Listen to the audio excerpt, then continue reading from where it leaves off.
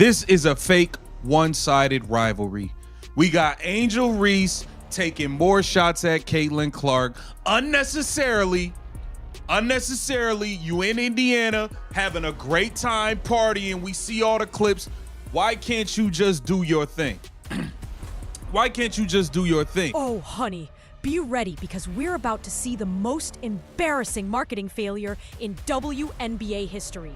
Angel Reese just did what might be the most tone-deaf marketing stunt of 2024. And let me tell you, the internet is not happy about it. We're talking about a marketing strategy so poorly planned, so opportunistic, that it literally backfired in real time while the entire basketball world watched. If you watch this video all the way through, you'll see exactly why this whole thing shows that Caitlin Clark is the sole queen in this league. If you're ready for this tea, write baby giraffe in the comments because we're about to spill it all. But can Sarah Spain and the media stop going out there and saying that like the Caitlin Clark needs to do something to stop all this, when it is very clear this is a one-sided beef, and the one-sided beef is not from Caitlin Clark? So here's what happened. And believe me, this story has more twists and turns than a reality TV show. We've been following this so-called rivalry between Angel Reese and Caitlin Clark for months now. But here's the thing that no one wants to say out loud. This whole thing is one-sided. Angel Reese has been throwing shade and taking shots like she's trying out for a villain role in a sports movie, while Caitlin has been setting records, selling out arenas, and literally changing women's basketball. The girl can't seem to stop talking about Clark, and honestly, it's giving off a desperate vibe. News out of the WNBA. Caitlin Clark announced today that she will miss both the three-point contest and the WNBA All-Star Game this upcoming weekend in Indiana after re-aggravating a groin injury in that final minute of Tuesday's win over the Connecticut Sun. Clark had missed 4 games and the Commissioner's Cup final with that groin injury earlier this month, and now will be out for this weekend's festivities, which really stinks for fans. But you know that if there was any way that... But this past All-Star weekend, oh, this was Angel's chance to show that she could make her own magic. She launched this huge marketing effort with Reebok, timing it exactly for the WNBA All-Star celebrations. With billboards and everything screaming, "I'm in your city," right there in Indianapolis, Caitlin Clark's hometown. The boldness was off the charts, but this is where karma stepped in to teach everyone the difference between a marketing ploy and real star power. Throughout the past 2 days surrounds a superstar herself, Caitlin Clark, the WNBA star, the Indiana Fever star, Caitlin Clark. She's going to miss all the action on the court. Because precisely as Angel believed she was ready to capture the spotlight, boom, Caitlin Clark gets wounded. And what happened next was very awful for everyone concerned. We're talking about a severe economic catastrophe that exposes exactly how much this league depends on one single person. Ticket prices didn't just plummet. They dropped by 48% overnight. We went from $121 average ticket prices to $64. And that's not just a tiny fall. That's a full-blown market catastrophe that would make Wall Street investors anxious. Guess what? Your demand vanishes because people ain't going to pay up to see these athletes that are ungrateful that their sport's growing. People aren't paying up for that. And we are here, right here. The tickets for this game, for this All-Star game, they've dropped by 50%. Let me paint you the image of what this All-Star weekend was meant to be. ESPN executives were surely salivating at the notion of this battle. Picture it. Caitlin Clark, the golden girl of women's basketball, faced battle against Angel Reese in Clark's own backyard. Indianapolis was ready to lay out the red carpet for its hometown hero. The plot was writing itself. Crowded venues, record viewership, major sponsors throwing money around like confetti. This was meant to be the moment that proved women's basketball had fully arrived in the mainstream. The kind of occasion that makes network executives start scripting their Emmy acceptance speeches. In the arena, they're not going to have the same amount of people patronize their business as they would if Caitlin Clark was there. the surrounding restaurants, the surrounding areas, the surrounding attractions. They're not going to have the same number of people patronize their business as they would if Caitlyn. But the instant Caitlyn went down with that injury, it was like someone yanked the plug on the entire enterprise. All that Hollywood script excitement suddenly disappeared into thin air. The ready-made story that everyone had invested in disappeared faster than your ex's sorry text. Marketing teams were presumably having emergency meetings, attempting to find out how to rescue campaigns that suddenly felt as empty as a Monday morning coffee shop. Reese are taking shots at Caitlyn Clark, using her as promo. Angel Reese, let's be clear here. Let's just be all the way clear here. Angel Reese is a solid basketball player. Angel Reese 100% has benefited from attaching herself to Caitlyn Clark at every single turn. Her podcast, the first 3 episodes, all the clips promoting was bringing up Caitlyn Clark. It was bringing up Caitlyn Clark in all of the promo. People wanted to know what she was going to say. And here's where it gets really interesting, because this whole issue became an unintentional case study in exactly how much Caitlyn Clark matters to this league. We're not just talking about one player being popular. We're talking about someone who has radically impacted the entire ecosystem of women's basketball. She brought new eyeballs to the league, converted casual fans into die-hard WNBA enthusiasts, and made individuals who've never cared about basketball suddenly interested in watching games. When people talk about pushing the needle, this is exactly what they mean. I'm in your city. Walk in your trap, take over your trap. Post it on Instagram. There's about 15 fans there and Reebok put up a board. You would expect Reebok to put up a board. Let's never forget that when let's never forget the gigantic Caitlyn Clark Nike billboard in Chicago. Let's never forget that. So if Reebok didn't put up a board for Angel Reese, the weekend effectively became proof of just how fragile the WNBA's momentum truly is when it leans so significantly on one person's health. All those corporate investments, all that preparation, all those local companies prepared for the basketball tourism boom, everything got wobbly the moment their star player couldn't take the court. Hotels had rooms reserved. Restaurants had additional workers scheduled. Product dealers had inventory ready. And then suddenly, half the demand just dissipated since the primary attraction was sidelined. But Angel Reese, she saw this as an opportunity. While everyone else was dealing with the disappointment and economic realities of Clark's absence, someone decided this was the best time for some territorial takeover propaganda. The I'm in your city campaign proceeded full steam ahead. And honestly, the timing couldn't have been more tone deaf if they tried. Continue to take shots at her, and then when them shots get fired back, nobody likes it. We don't have no videos of Caitlyn Clark really taking shots at Angel Reese. Look at what Angel Reese and Reebok are doing for views.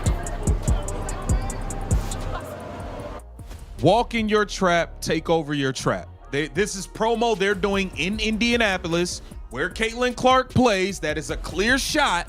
It's a clear shot. Like I said, this is a fake rivalry. I think you've won one game versus Caitlyn Clark. You've never won in Indiana at all. It's just like you continue to attach yourself. Now, don't get me wrong. Angel Reese is a solid basketball player. Nobody's claiming that she doesn't have skills. But here's the trend we keep seeing. Every major promotional event, every podcast appearance, every marketing campaign seems to focus upon invoking Caitlyn Clark's name. It's like she's constructed her entire marketing strategy around being the anti-Clark. And while it could generate some buzz, it's not exactly the foundation for independent star power. The Reebok signature shoe introduction was intentionally timed to make a statement in what they obviously perceived as hostile territory. Billboards went up across Indianapolis with that aggressive rhetoric, like she was planting a flag and seizing someone else's kingdom. The marketing staff undoubtedly felt they were being creative, causing controversy and getting people talking, but they could have overestimated just how badly this would play with supporters. Caitlyn Clark has never said a negative word, or to be honest, when it comes to Caitlyn Clark, she did show it by her actions. She didn't need to say, I'm taking over Chicago. She did, however, go and put up 31 and 12, set a career high with 12 assists, be the only player in the history of the WNBA ever to have 31 and 12 in a game. She did, in fact, do that and then try to hype up the Chicago crowd. So it's like, fair enough, you want to say, oh, Caitlin Clark did this, then show it with your actions. Go and win MVP. Go and win MVP. Don't just be like, this is my city. Don't just come in and be like, this is my city. You've never won a game. Has she won a game in Indiana? I don't think she's ever won a game in Indiana. I actually do not think she has won. Because while other players showed respect and understanding about the issue, Angel doubled down on the full campaign momentum. It was such an obvious difference. You had some people expressing the disappointment and the odd energy without the main storyline. And then you had Reese out there behaving like she was conquering Rome. The optics were really bad, and fans noticed quickly. The marketing team undoubtedly achieved their goal of getting people talking. But sometimes bad conversation isn't the kind of buzz you want.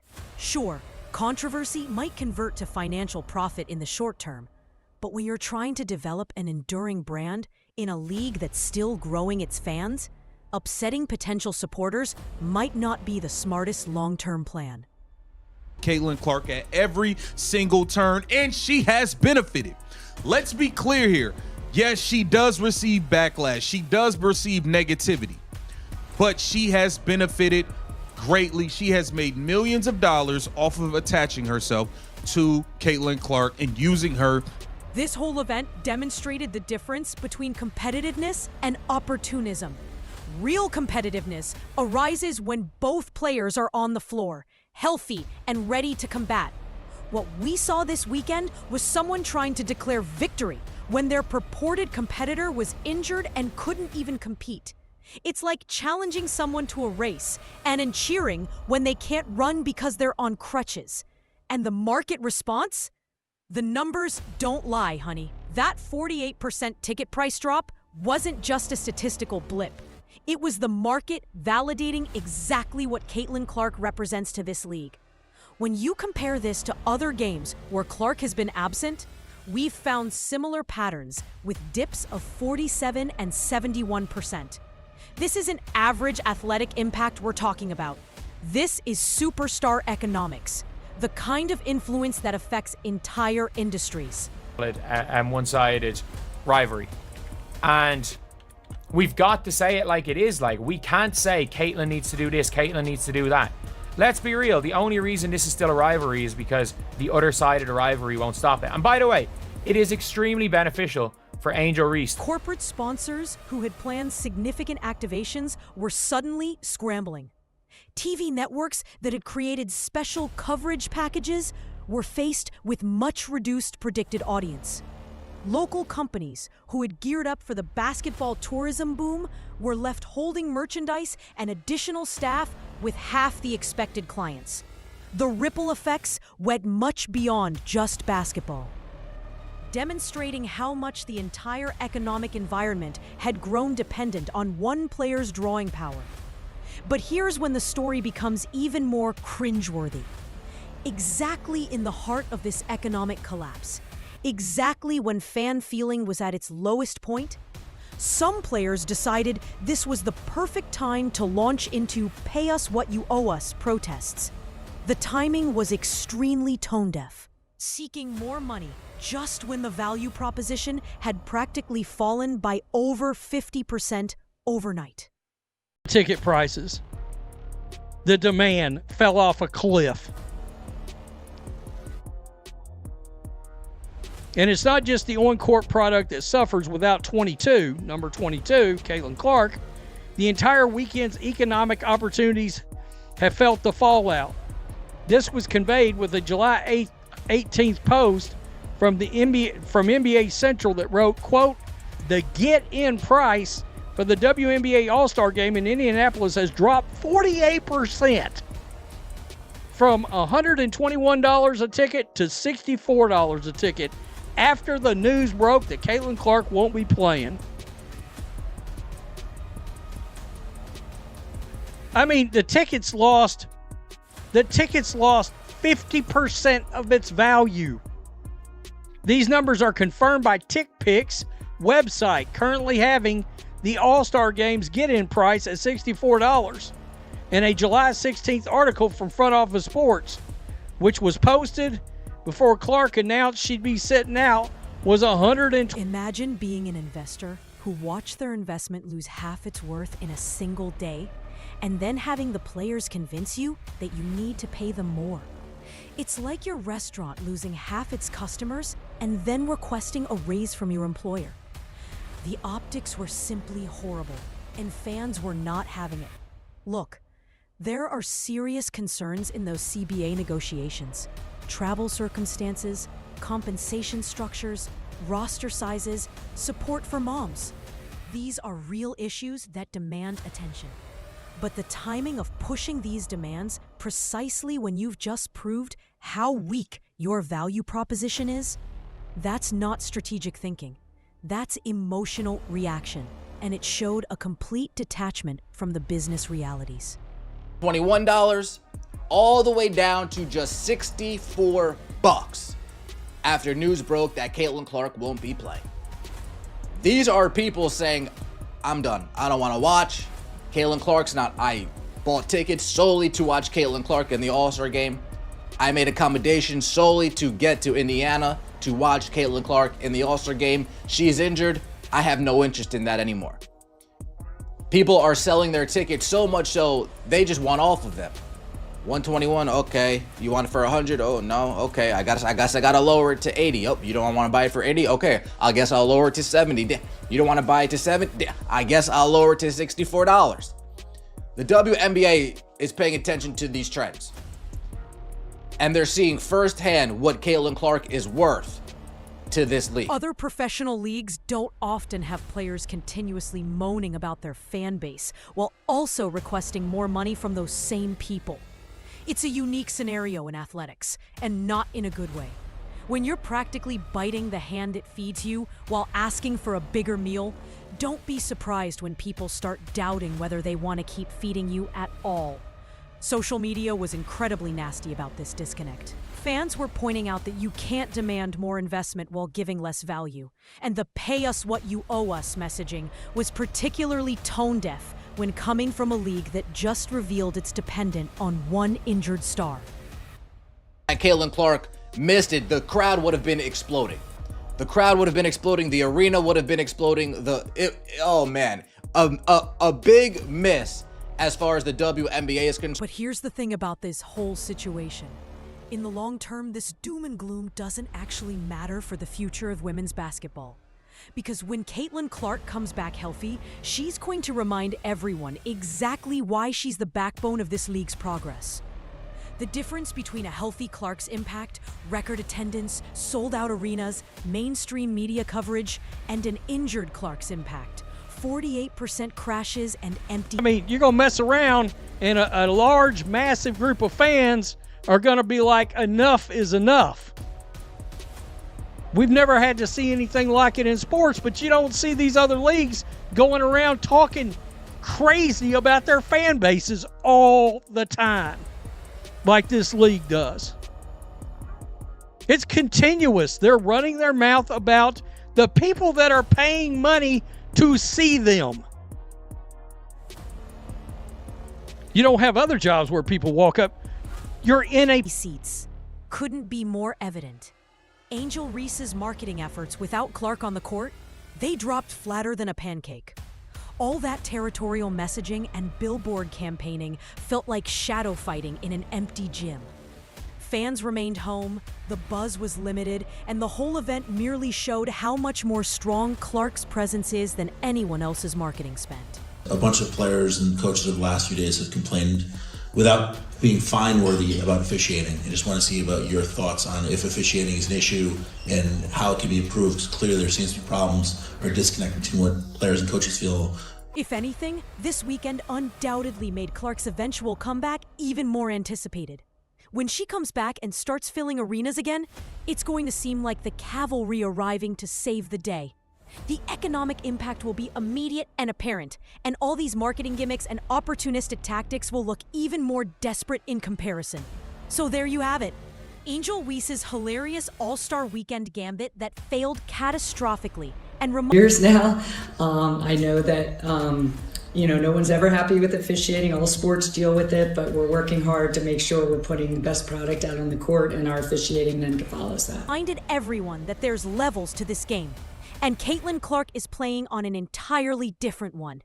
Comment Baby Giraffe if you think Angel should focus more on her own game and less on trying to capitalize on someone else's injury. And don't forget to smash that like button and subscribe for more basketball drama, because trust me, the 2025 championship storyline is going to be absolutely wild when everyone's healthy and ready to actually compete.